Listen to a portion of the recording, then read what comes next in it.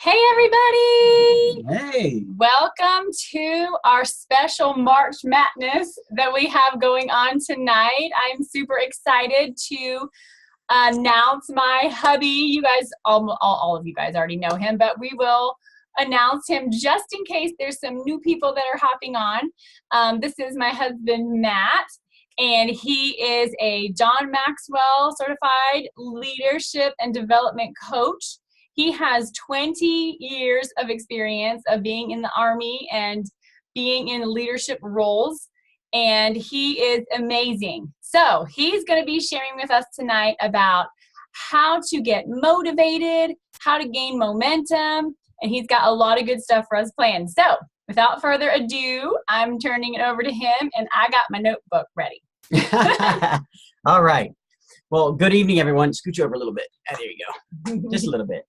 Okay, so we're going to spend a little bit of time tonight. When Rochelle asked me to, spend some time with her team tonight, we got to talking about, how can we add the most value to you all tonight? How can we help you get the most out of this for yourselves, for your businesses? And so we got to talking about some of the biggest difficulties that we tend to see as entrepreneurs and as folks that are trying to get teams going and keep teams going. And we naturally kept coming back around to this concept of momentum. We hear it used so much in our business, but, very few times do we actually understand what it means. So tonight, what we're going to do is we're going to jump into this concept of momentum. And what I hope to do is to provide you with ways to really understand what momentum is and what it's not, how to understand how it comes about, understand your role as a leader when it comes to momentum for your teams. And then, we're going to spend some time talking about one of the key tenets of good momentum, which is this thing called motivation. So another cliche term, we say, well, you need to be more motivated. Well, what does that mean? So we're going to get away from cliche terms tonight. We're going to spend some time really diving into this and talking more about this. And then, we'll spend about 30 to 40 minutes doing this. And then what I want to do is I want to give you all a chance to ask questions, because you're going to have questions. You probably already have some questions. So as we go through this, write down your questions so that when we open it up, we have some opportunity to address those questions before you all jump over to your other team call tonight, or your book club. Yes. Book club. So without further ado, I'm going to go ahead. I will be reading off of notes on my screen. So if I'm not looking at you in the camera, please don't get your, don't get your feelings hurt. I want to make sure there's a lot of great information here, and I don't want to shortchange any of you tonight with this information. I want to be able to share it all with you. So my notes make sure that I keep that going for you all. So I'm going to move this over here. All right. Okay, so we're going to start off tonight, and we're just going to go ahead and right out of the gate, we're going to jump into this thing called momentum. And what I want to do tonight is I want to spend the first couple minutes just really talking about what momentum is, because we hear it used so much as business owners, as entrepreneurs, as leaders of our team. We hear this term used so much, but how often have we taken the time to really sit down and define what momentum is and what it looks like? And the answer is, as I talk to teams, and like Rochelle alluded to, I've done this for 20 years. I've had the chance to work with teams and develop teams and leaders over a 20-year span, both within the defense industry, within the healthcare industry, within logistics, within sales and services. I mean, I've really had a chance to put my hands into a lot of cookie jars. And I find that this reoccurring theme of momentum is elusive to all of them. And so tonight we're going to dive right in. We're going to talk about what momentum really is. So the first thing I want to say is that momentum is the result of motion. Momentum, at the root of momentum, is motion.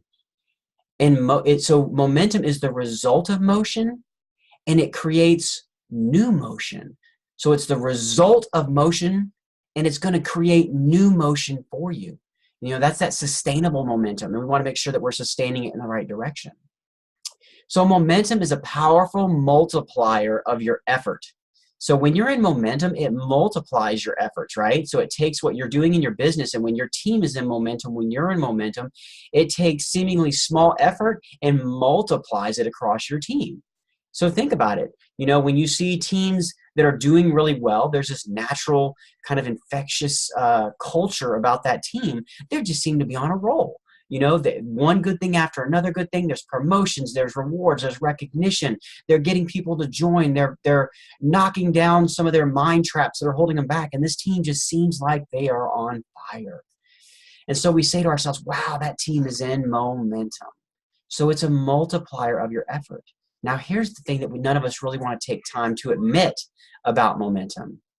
As much as it is a multiplier of effort, it is an even greater divisor of effort.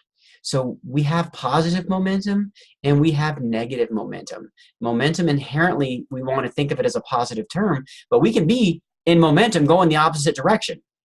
And so we want to be real careful when we say momentum. We want to make sure that we're focusing on it as a multiplier effort, right? So we're moving forward. We want to focus on the multiplier of effort and not the divisor of effort.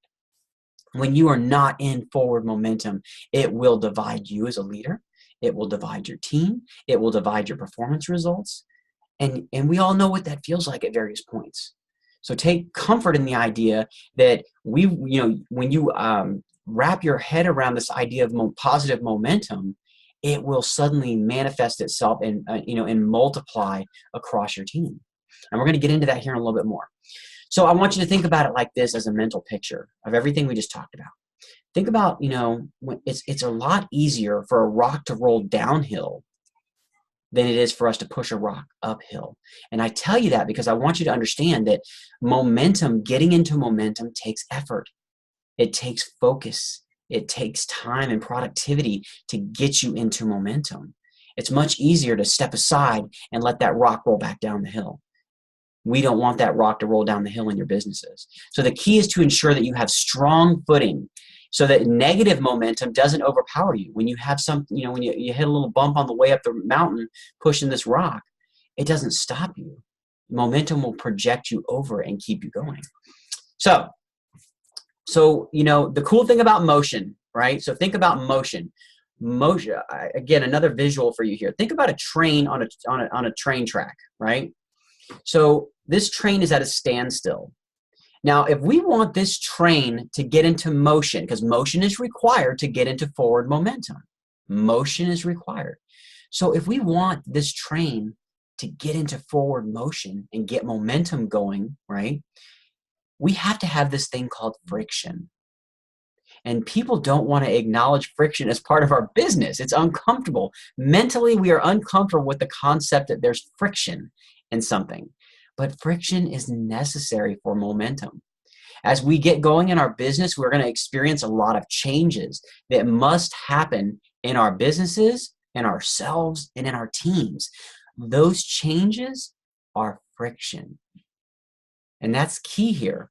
As entrepreneurs, you have to stop looking at change in your business and your teams as a point of contention and start to see it as necessary to get into motion and gain momentum, positive momentum. So we have to change our mindset. I heard a great saying today, working with a corporate client. They said something really interesting today. They said, when we get comfortable in our mind, right, and we stay in our comfort zone, it's the same thing as, taking and planting a garden full of fake flowers, right? It's really comfortable to look at and appealing to the eye, but there's nothing growing there. And that's so true here. Without friction, without the acknowledgement of change in ourselves, our teams, and our business, we can't acknowledge these friction points. And this is why this is important, because that friction will create one of two things for you. It's either going to create traction or it's going to create resistance for you. So traction is key here. This is what we want, right? So again, come back to the train. As the friction starts to build between the road wheels and the track of the train, we're going to start to get traction, right? So we're getting grip, we're getting forward motion, forward momentum, right? That traction, as it relates to our business, is our acknowledgement and of the growth of the change that's required and us growing through it as leaders and as teams. So we acknowledge that friction point, that change, and we grow through it. And this allows us to gain traction and get moving forward. We call that positive momentum. Now, in much the same way, when we hit that friction point, if we do not acknowledge that change, if we resist the requirement of change in ourselves or in our teams, we fight that change and that growth. And this creates resistance. So think about it like this.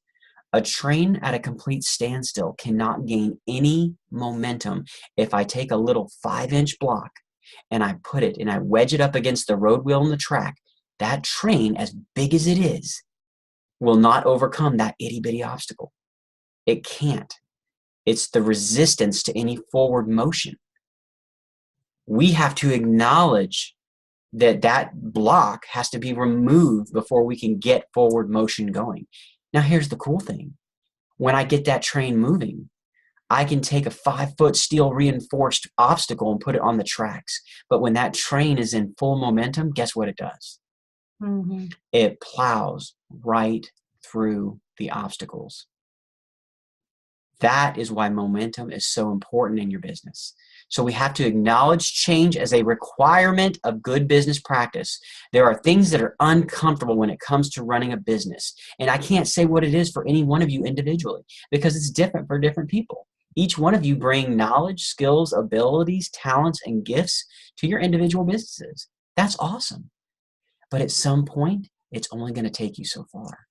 At some point, you're going to have to run into a point of friction or change, and you're going to have to acknowledge it for what it is and push through it to keep momentum.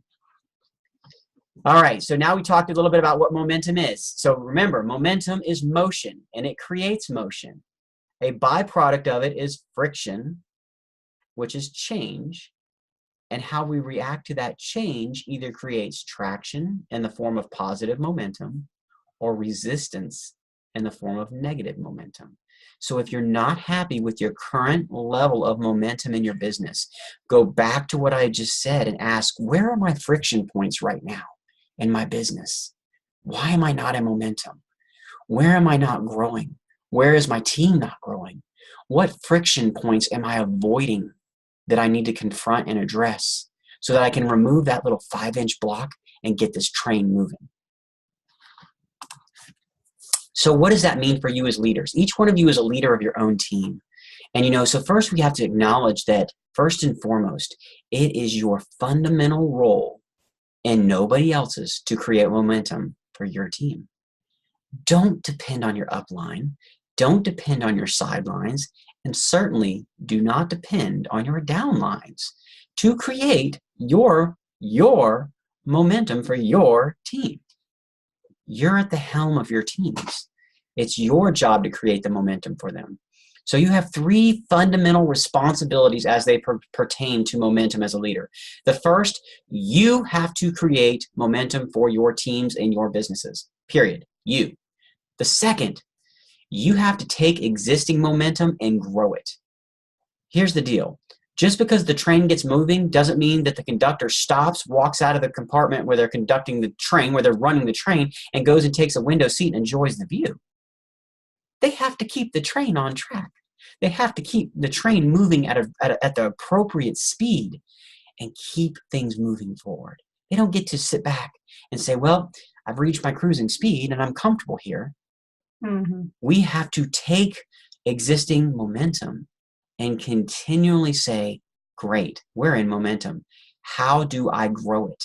Because much like if I were to let off the accelerator, I'm going to cruise for a little bit, but eventually I'm going to start slowing down. Mm-hmm. And that's what you don't want to do. When you're in momentum, it's so much easier to change and react and turn when you're already moving forward. But the more I slow down, the harder it becomes to avoid obstacles and distractions along the way. So we want to take existing momentum and grow it. The third point, you have to take dwindling momentum and give it a U-turn. So you have to basically think about it like this. You're keeping your fingers on the proverbial pulse of your momentum for your team. And when you feel that pulse start to weaken a little bit, you need to start asking questions. What's happening? Why is momentum starting to dwindle? What's changing on my team? What's changing in me as a leader? Where are my friction points? Because anytime there's friction, it's going to, or resistance, it's going to slow me down.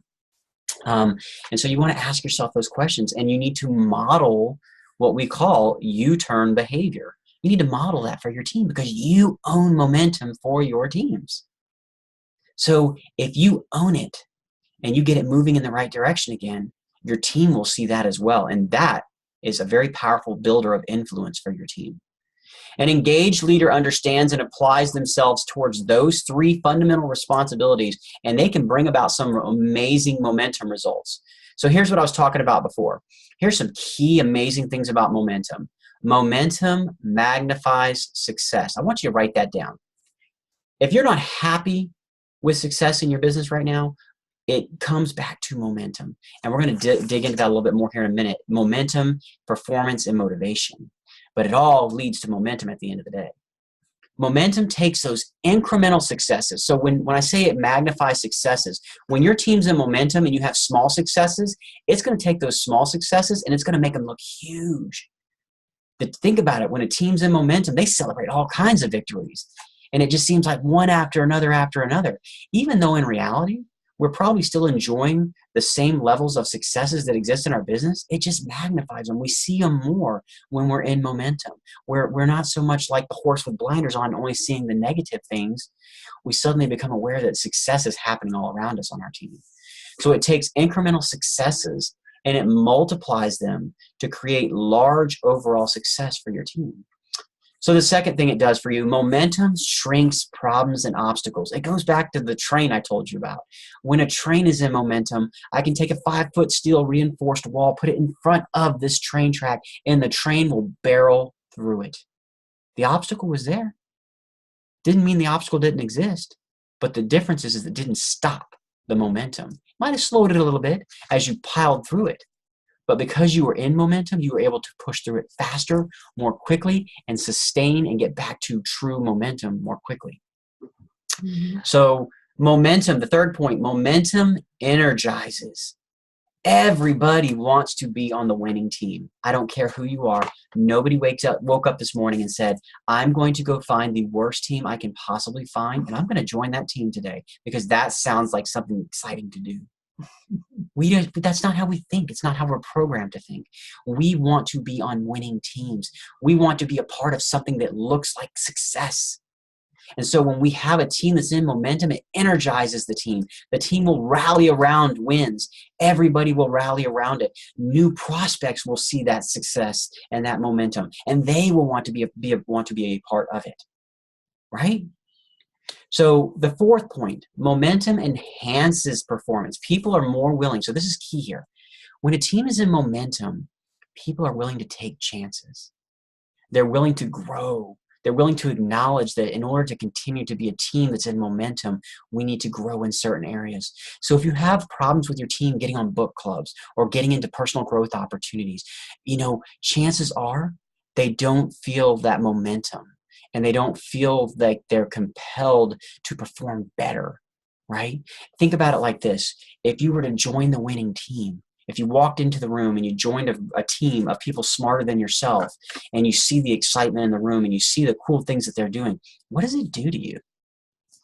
For most people, it's a little intimidating at first, but then it challenges you to be better. You start to ask yourself, what do I need to know to grow with this team, to be a part of this team, to get better with this team, to be on even keel with this team? And we start to push ourselves in the elements of performance to be somebody worthy of being on a team in momentum. And that's what we want for our teams. We want them to see the past victories in an environment of success and thrive within it. The fifth point is momentum makes change easier. And we just talked about this. Leaders who create momentum for their teams build trust, confidence, and influence. When you model momentum for your team, you will build influence. And influence is absolutely critical in your business. Mm-hmm. Without it, you have no business. You're just taking a walk. You're a lone person taking a walk because nobody's following you without influence. So this helps your team, or this helps you as a leader rather, navigate for your team when change becomes necessary. When you have influence with your team and you recognize that they're up against a friction point and they're resisting that friction point, and that's why they're not able to get momentum. If they have trust in you and you've built influence because you've modeled momentum for them, they're more willing to let you come alongside them and help them navigate through that resistance point so that they can take resistance and flip it to traction and get themselves into momentum and get their individual teams into momentum. Y'all getting the trend here, right? You own your momentum. So I know we're getting into some deep stuff here, but I want to reassure you, you own momentum. And momentum is not something that is elusive. It's only as elusive as we allow it to be, period. There's not some magical, coming together of perfect storms, if you will, that some people enjoy momentum and some people don't. The difference is that the people who enjoy momentum, they've acknowledged that it's something that they control. It's a matter of recognizing friction and addressing it appropriately. So we're going to talk a little bit. So how do you do that? How do you keep your finger on the pulse of organizational momentum, right? So like we talked about before, it's far easier to stop momentum than it is to start it. And this is where we have to always be having that proverbial finger on the pulse of our organization's momentum. So your organization is your team, right? You have to be vigilant for these early indicators that tell you that your momentum is starting to slip on your team or even within yourself. So what are some things that you might see? Well, you're going to see a shifting of attitudes, right? So maybe people who were once very excited and engaged and positive are suddenly becoming somewhat negative. Okay, that's an indicator that momentum is starting to slip because negative attitudes don't exist in environments of momentum. Remember, we just talked about that. The team's excited, they're thriving, they're enjoying it, they're celebrating victories and success. And quite frankly, you can't be negative in that environment. You just can't. It's impossible. When you're surrounded with infectiously positive people, it's hard to be negative. And so we have to monitor for that attitude shift. The other thing we have to monitor for is individual entitlement. So when individuals shift away from the team concept, when you start to see people who were once in momentum and they were operating as a team, they were engaged in the online events and engaged in, team masterminds and the different things that you're doing with your team. When they were engaged in those team calls, if you suddenly see a shifting away and there's kind of this individual entitlement. So I'm just going to go ahead and pursue this in my own way. I think I can do this better with my own team. I want to do it this way. When the word I starts creeping in and this word we starts to go to the background, that should raise the red flag for you, that momentum as a team is going to start to suffer very quickly. So this leads to things like diminishing passion on the team. When you start to see a preoccupation with the past. So people go, well, last month we were doing so good. And this month I just feel like I'm just not as productive. We're starting to get preoccupied with the past, right? You cannot drive by looking in the rearview mirror and expect to arrive at your destination safely. So stop looking in the rearview mirror. Not going that way. That's exactly right. You're not going that way. And it's not safe. It's not safe for you. It's not safe for your team. And it's certainly not safe for your business. Keep your eye on the objective in front of you, right? Because that momentum that's happening behind you is the momentum you don't want. You don't want to start going backwards. You want to go forward. So when you start to see this status quo mentality, well, I'm happy with where I'm at right now on my team. I'm happy with the way we're growing right now. That's not a bad thing if it's true. But if you're lying to yourself to tell yourself that to stay comfortable, then it's a problem. But, when we start to fall into this status quo mentality, momentum will suffer, right? That's the equivalent of the conductor of the train getting everybody into forward, getting the train moving into forward momentum and then saying, well, I'm going to go catch a window seat and enjoy the passing scenery. Who's driving the daggone train? As leaders, we don't get to enjoy the scenery.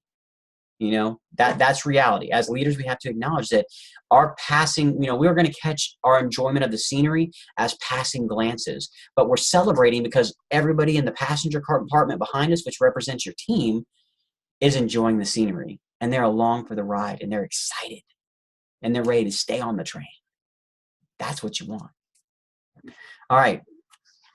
And then when you start to see a delay in decision making, this is the key one here.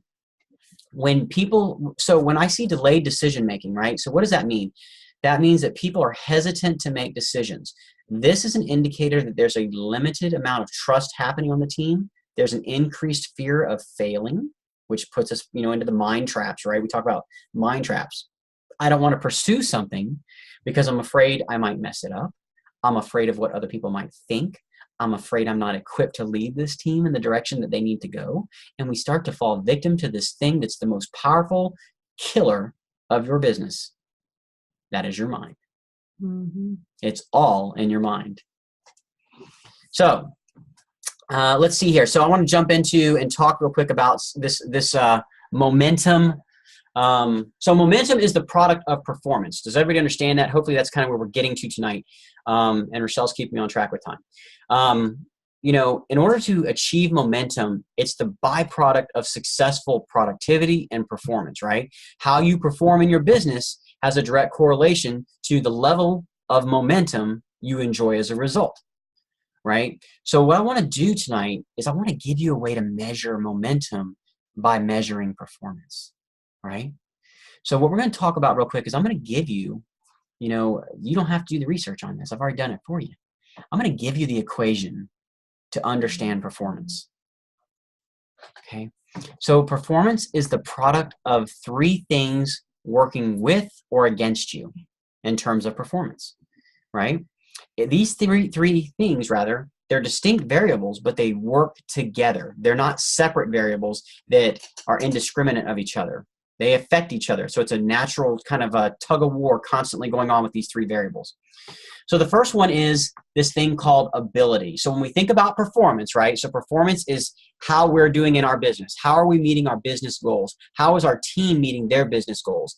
How are we growing, right? Because if we're not growing, we're stagnating. And that just basically means that it's only a matter of time before your business dies. So we want to be in growth, right? So ability refers to, as the first variable, ability refers to the talents, the skills, and the proficiencies that you brought into this, that you already possess, right? As it relates to whatever it is you're trying to do in your business, whatever you're trying to perform. So let's say, for instance, that you have worked in entrepreneur-based companies before.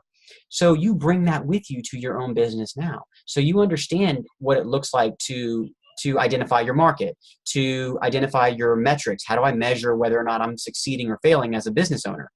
You know what those look like. So you bring a better level of ability to the task of building your business, right? But let me ask you this. What about the individual that has the dream or the goal, the task of becoming a Major League Baseball pitcher, but was born with no arms or hands? What does their ability look like now?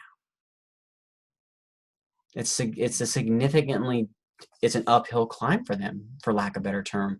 They're you know, without the intervention of medical technologies, that individual is going to have a hard time as it pertains to the ability to perform the task to achieve the goal, right? Because they don't have the required resources, the ability to throw the ball across the mound. So as it pertains to your business, when we start to say, well, why am I not performing? Why is my performance or my team's performance not where it needs to be in a specific area? The first thing you want to look at is there a misalignment of abilities? So, you know, okay, I'm going to use Elizabeth as an example just because her face is on the screen over here. So Elizabeth might say, okay, I am terrible at organization. You know, especially as tasks start coming at me fast, and that's not true about Elizabeth. I'm not, you know, but let's say that she says that about herself, so when it comes to the ability to grow her business, we know that she will grow her business up to a point, but at some point you're gonna have to be organized because your team's going to grow. There's going to be increasing expectations of you to be organized, managing three-way coaching calls, managing your chats, managing recruiting, managing your market identification, managing your business metrics. How are you helping your team grow, you know? And so if you're not organized, that ability at some point is going to become a significant discriminator in how well you can perform. So if you're not happy with the performance, either yourself or your team, ask yourself, is there a misalignment of abilities? If so, is this an ability I can develop? And I want to put this out there. Is this an ability I can develop? Or is this an ability that's not something I can develop? Now, here's the kicker. In this business, every ability can be developed. So do not lie to yourself and tell yourself, I can't do that. You can do that. You are equipped with a powerful mind and the ability to grow and evolve. It's what separates us from the rest of the food chain, is the ability to evolve, the ability to, the distinction of having a rational brain and rationalization and to adapt. And so when it comes to ability, you have the ability to grow, and we call that personal growth. So when you find a misalignment of ability, match it up with a personal growth plan, and you can heighten your level of performance, this variable as it pertains to performance. All right. The next point, you got to elbow me. Don't let me get talking too much. I'm not. All right. Opportunity. Okay. I love this one too. I love this one. You know, you have to have the opportunity in order to meet your performance objective, right? So I use this example. Imagine a person who's a project manager and they've been to school, they've got the certifications, they've got the degree, they love what they do, but nobody's hiring. They're missing an opportunity. They don't control that opportunity. I'll call a lie on that one though, and here's why. Opportunity, of all three of the variables I'm talking to you about right now, opportunity is arguably the one that's most within your control, because we are surrounded by opportunity. But most of the time we put on these things called blinders, and we only see opportunities as they pertain to our comfort zone. Take off your blinders and you're surrounded by a world of opportunity. A world of opportunity. You just got to take off the blinders and recognize it. So when it comes to opportunity, it's there for you. Each one of you in your Plexus business has this opportunity. It is not unique to only some of you. You all have the same opportunity. Stephanie didn't walk into business and we didn't say to Stephanie, hey Stephanie, we're going to go ahead and start you off by padding your points by an extra 200 every month. Don't worry about that. No, we all start with the same opportunity. It's what we do with that opportunity that counts. Some people keep blinders on. Others throw them off and recognize this opportunity for what it is, right? So opportunity is arguably the most significant of these three variables that's within your control. Just be willing to take off your blinders and recognize all the opportunity that exists in this business, within yourself, and within your team, okay? All right, motivation is the last variable. And this one we're going to spend some time on, probably spend about 5 or 10 more minutes on this one. And then we'll get to Q&A. Motivation. How many times have you heard this cliche term thrown around your business? You just need to be more motivated. Listen to me. You just need to get some motivation. You're just not motivated enough. That's your problem. If you could just open up the jar and drink from the motivation, milk jug, you would be fine. Well, here's the thing. A lot of people don't understand what motivation really is.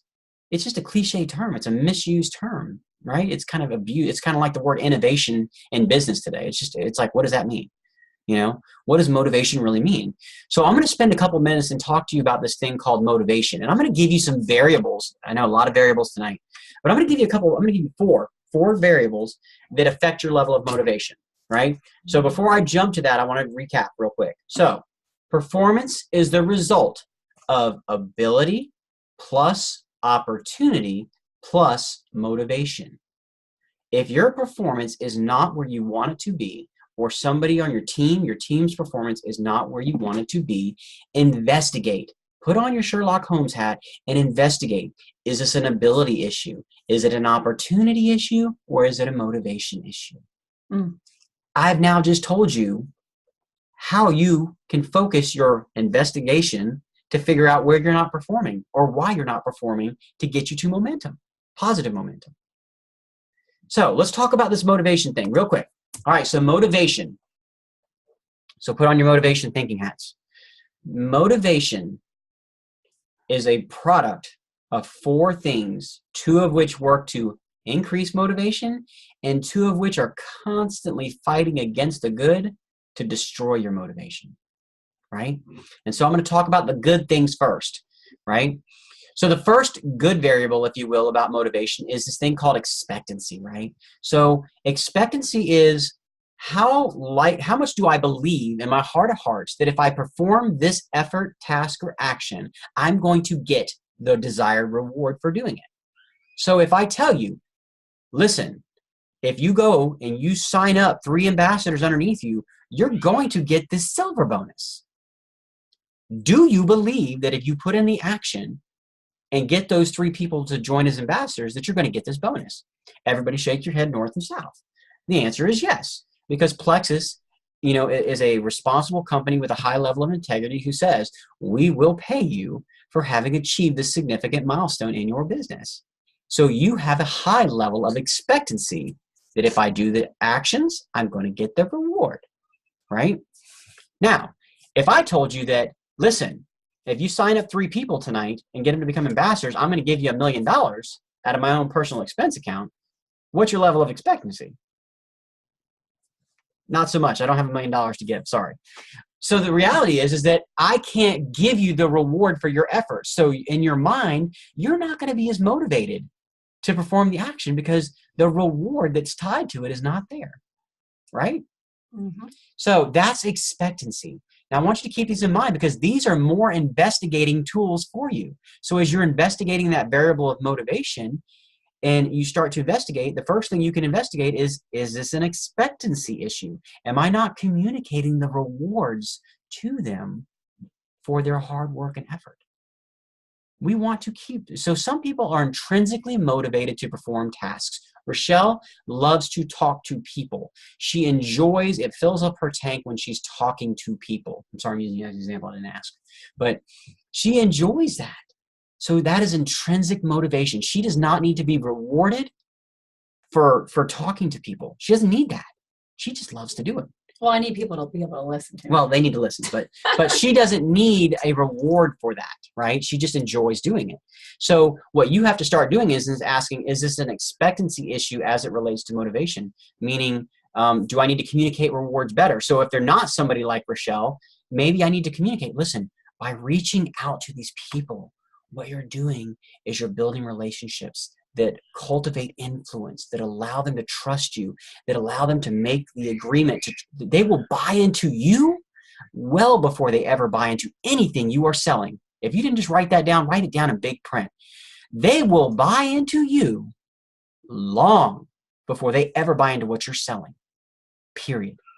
Mm-hmm. So if this is an expectancy issue, we need to build on that influence and we need to paint the road for them. You know, it's like lines on the road. We're gonna line this road for you. By building these relationships, you grow your trust and influence, which makes them feel like they should go ahead and take a chance on you. And then when they do it, they start to enjoy the product. And then they want to become ambassadors, or they jump right on board to ambassadors, and so on and so forth. And then as a result, there's this great reward system that rewards you for your hard work for building that relationship and growing and pouring into them in the way that you did. And so let's bring you back to that reward system so that you have that at your forefront and we can bring about expectancy again, right? All right, jumping over to the next variable for motivation that's a positive thing, okay? In terms of how well it increases your motivation. And that is your values, right? So what are your values? Your values are your inner drive. They're your purpose, your why, your passion for what you do. When something is aligned to our values, this is why we tell everybody, start with defining your why, your purpose. Because if you don't know that, how do you know that something's not rubbing up against your values in the wrong way? It's like saying if you don't know if you don't stand for something, you'll fall for anything. If you don't know who you are, you're going to constantly be swayed. You're going to be like tumbleweed. Be an oak tree. Stop being tumbleweed. Oak trees put roots deep. They don't sway so easy. Tumbleweed, it's the opposite. It blows with the wind. If you know who you are and you know your values and you know your passion and your purpose, then you know when something is in misalignment with your values. So if something is in misalignment with your values, it decreases your motivation to perform it. Think about it. If I tell you today, listen, I want you to join my team, and we do a lot of shady marketing, but listen, our team's growing like crazy. So as long as you just adopt my shady marketing practices, I'll help you grow your team and we'll get you the money you're looking for. Well, most people, that rubs wrong against your values. And immediately you're going, I'm not motivated to join this guy's team at all. I don't trust him as far as I can throw him, And so in much the same way, when we define who we are, our why, our passion, our purpose, we have a azimuth, a compass that we can say, this opportunity is aligned very nicely with my values. And I'm very motivated as a result to engage in the tasks to bring about the rewards, right? All right, so those are the positive two. Now let's talk about these other side of the equation, the negative two. Impulsiveness. Impulsiveness is simply this. Impulsiveness is the likelihood of you being distracted by alternatives to instead of performing the task that you should be performing, you're more likely to be distracted by something else, an alternative to what you're doing, right?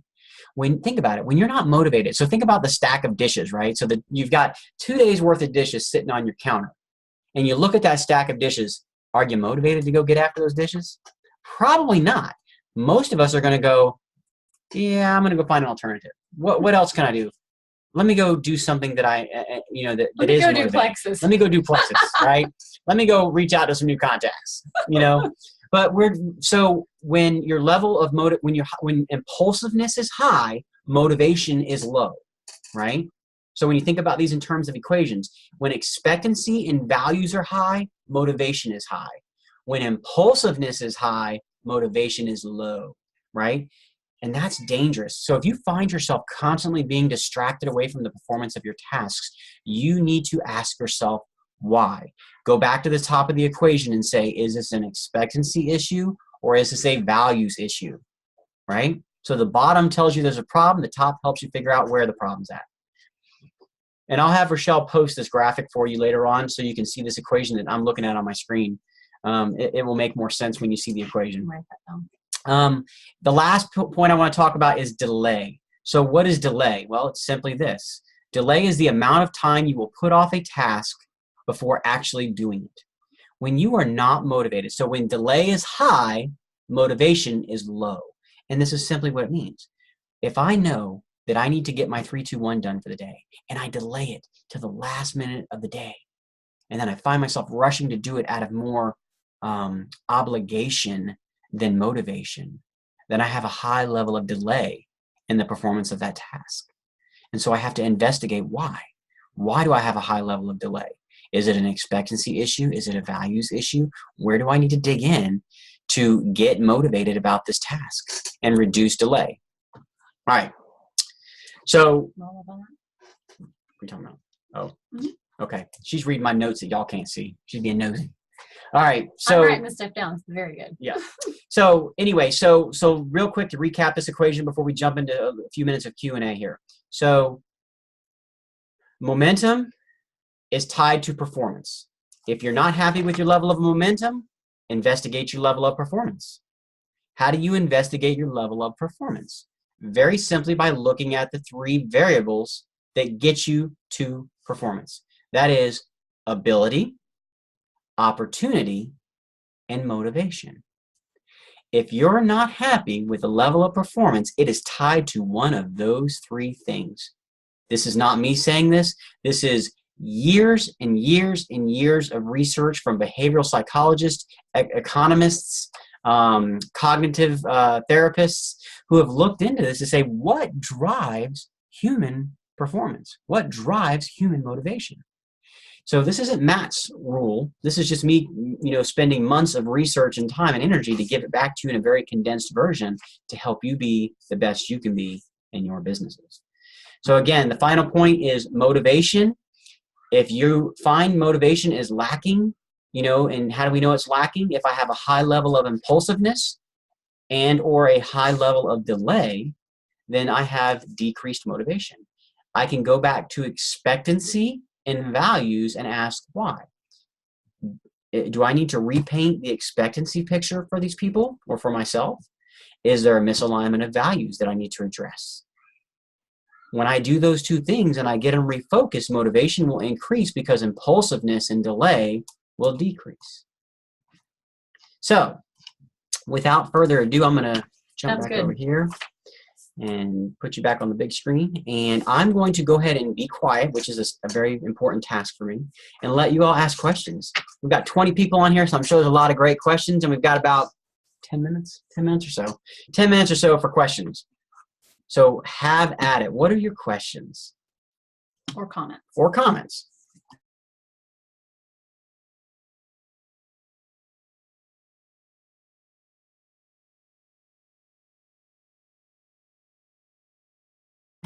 Okay, I've got one. Can you guys hear me? Okay.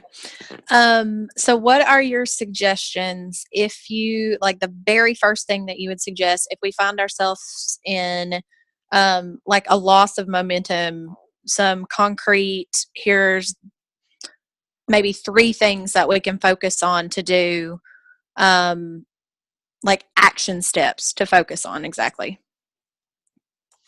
Okay, so just to recap. So you're in a situation where you notice that momentum is starting to dwindle on your team, and as a leader, you want to address that. So what are some things you immediately do? So the first thing you need to do is dig in. You need to put on your investigation hat, and you need to look at those 3 things that I just told you about. Why is momentum? Momentum is the result of performance. So go back to performance. Is this an ability issue? Right? So is this person falling out of momentum and lacking in performance because of a missing ability? Is this an opportunity issue? Am I not presenting them with the right opportunities as the upline that they need in order to sustain or grow and get into momentum? Or is this a motivation issue? So if you want 3 concrete ways to do it, I would investigate those 3 areas. First, I would hit the pause button, so to speak, and investigate those 3 areas first and foremost. And then a lot of it, and so here's the thing. So how do you do that? It's got to be where the rubber meets the road. You as a leader have to ask those hard questions. Hey, I've noticed that you're struggling a little bit. I've noticed your performance is slipping a little bit, and I want to help you. As a leader, it's my job to help you. Right? It's my job to set the conditions for you to be successful and to also be the honest broker with you. And so when I see these things happening, I want to, try to help you before you start the backslide. And so how do we do that? Well, let me ask you some questions real quick. What tasks are you finding it hard to perform right now in your daily business functions? Okay. And then do you feel like you're equipped to perform those tasks? You just ask the abilities question. I do, Callie, for the most part, but I'm having a really hard time identifying, how do I identify my cold market? There's your misalignment of abilities. So you as a leader now know exactly where to focus your effort. Your job as a leader is to determine the best way to focus your energy and effort to get the greatest return on investment for your team. And that's how you do it, by addressing those powerful questions to them. So is it an ability issue? So ask the question. Do you feel equipped to perform those tasks? So what tasks do you feel like you're having trouble performing? Do you feel like you're equipped to perform those tasks? Yes or no? If they say yes and they're confident in that answer, then you go on to the next one. Are you not finding the opportunities to connect with a cold market? I'm confident in how to reach out to them. I feel like I know the right messaging. I just don't find that I have the right opportunities. Okay, well, let's discuss how do we open those blinders up to recognize more opportunities to find that cold market. So now it's an opportunity question. Well, if they say, listen, I've got the abilities and I've got the opportunity, well, guess what? You just narrowed it down to the last choice. This is an issue of motivation. And that allows you to ask the questions of expectancy and values.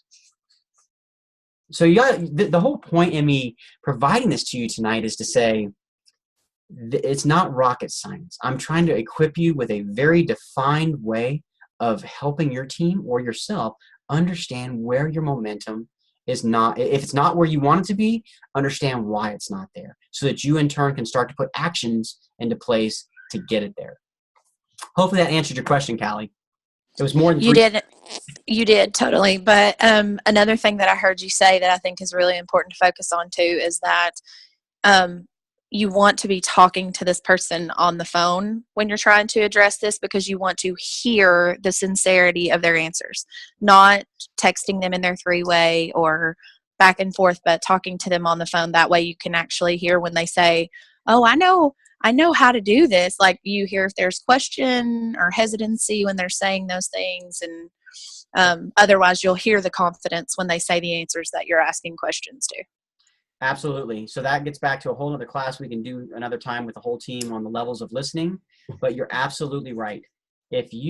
So when you have to have hard conversations, you need to get away from chatting and messaging and texting and get on the phone. And one better, if you can, get on some type of video-based communication system. Zoom is a great one. And here's why I say that. If you want to understand what's really at play, you need to be able to watch their face and understand their body language. So it's not just the words that are coming out of my mouth or that are being typed. I get the full picture, and that's what Callie's alluding to. When you're asking hard questions, you need to be able to really assess how they're responding, because sometimes they're going to tell you with their words that they're okay, but you're watching their facial expressions and you're realizing there's something missing here. There's a disconnect.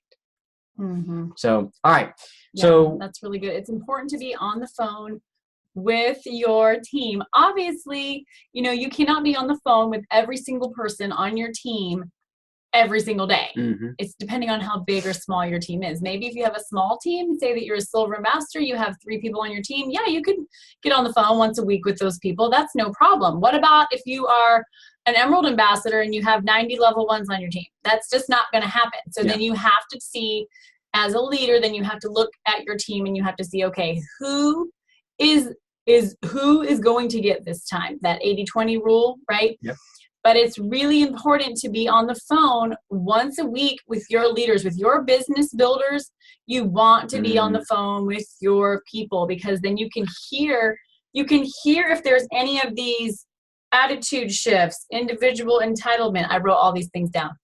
Preoccupation with the past, diminishing passion on the team, ungratefulness, delayed decision making. You can hear all these things when you're talking on the phone. I mean, you can sometimes see things too. I can see things on my team, but you definitely want to be on the phone, because, you know, once somebody, like Matt was just talking about with motivation and momentum, once somebody has like hit their rock and the rock is now rolled back over them and is like falling down the mountain, it's kind of like, okay, it's kind of too late. Let's go back down the mountain, get the rock, and let's try to push it back up the hill again.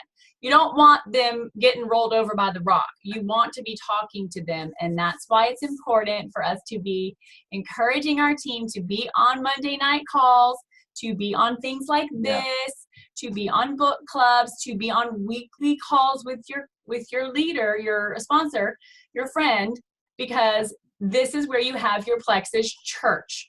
And this is where you can be fed, and this is where you can be poured into, and all of these wonderful things. Awesome. Okay, we have time for one more question. Are you done? I'm sorry. No, I'm done. See that? Shouldn't smack me in the back of the head, so I guess I'm all right. All right, so we have time for one more question before we have to go ahead and wrap this up, so you all can jump over to the other call. So I know somebody out there's got a burning question, and I promise you're not the only one, but somebody's waiting for you to ask it.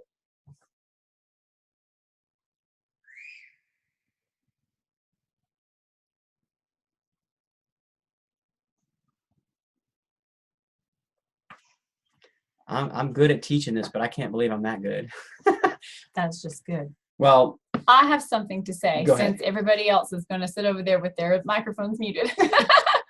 So I wrote something down that I just thought was a good thing to point out. You know, when we talk about when we're in momentum and how we don't, you know, when you have obstacles and little things, when you're in momentum, you're not going to notice when little things are happening, right? He talked about that. So like little things like that would be something like, oh, so-and-so didn't get their shipment in for 4 days instead of 2 days. Or, oh my gosh, my virtual office is not acting right. I can't get my shareables to work. I'm over here like, what's with these shareables? But, you know, we're not going to notice these things as much when we are in momentum, because we're going to have so many people joining and so many people asking questions. And, oh my gosh, I have a new person that wants to join. What do I do? And all these things. And you are so busy dealing with all these other exciting, fun things that you're not even paying any attention to the fact that so-and-so didn't get their order for 4 days instead of 2 days. Like those are things that are just not as important. You know what I mean? Right. It's not that, so can I add something to that? Yes, of course. It's not that you're not paying attention to it. I just want to clarify that point. It's that it doesn't take the wind out of your sails. You know, right. you're not deflated by a singular event. Yes. You know, so when you're in positive momentum, it magnifies all the great things that are going on the team. And so you don't get the wind taken out of your sail by little things. But in the same way, conversely, when you're not in positive momentum, when you're in negative momentum, it magnifies the opposite end of the spectrum. Yeah. So the person that didn't get their order for 2 extra days suddenly becomes a catastrophic event. And you're like, oh my gosh, this company really needs to get it together. And you start to just, it magnifies everything, right? It heightens it, and it blows it out of proportion more times than not. And so this is why it's important that we want to stay in positive momentum.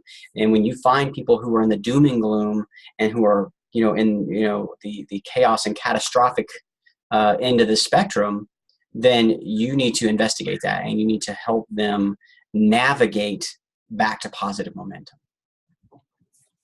That work? Yes, I like that. All right. So I'm just going to leave you with this one parting thought, and then that way y'all can jump over. Momentum is not something that only some people get to enjoy. Every one of you get to enjoy momentum in your business if you're willing to acknowledge that you have the ownership of it. Your momentum is yours and yours alone. So as leaders, as entrepreneurs, as business owners, you need to own your responsibility to creating and sustaining and growing momentum. If you can do that, there is nothing, no obstacle I can put in front of your train that is going to stop you. And that is it. So thank you, everybody, for joining us tonight. This has been really good. Thank you, honey, for getting on and sharing all of these amazing tips with us. And we so appreciate it. Bye. Y'all have a good night. Good night. Good night, everyone.